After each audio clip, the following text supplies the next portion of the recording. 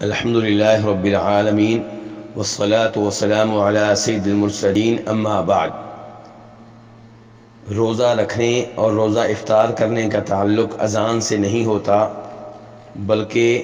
Time سے ہوتا ہے۔ جب فجر طلوع ہو جائے اس کے بعد کھانے پینے کی اجازت نہیں ہے،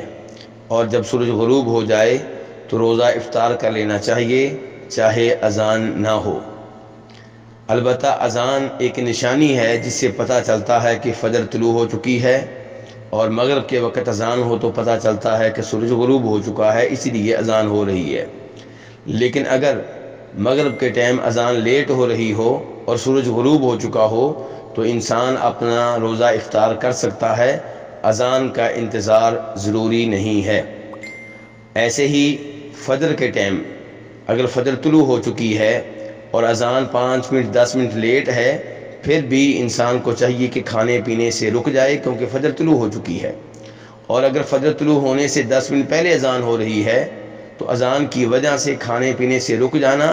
یہ واجب نہیں ہے، بلکہ فجر طلوع ہونے تک انسان کھا پی سکتا ہے۔ اب اگر اذان اپنے ٹائم پہ ہو رہی ہو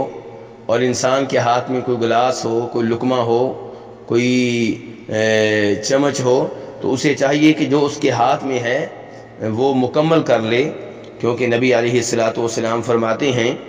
ابو داؤد شریف کی حدیث ہے جسے روایت کرنے والے جناب ابو ہریرہ رضی اللہ تعالیٰ عنہ ہیں، حدیث کا نمبر ہے 2350،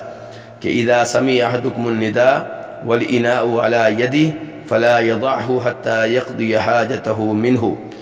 کہ تم میں سے جب کوئی اذان سنے،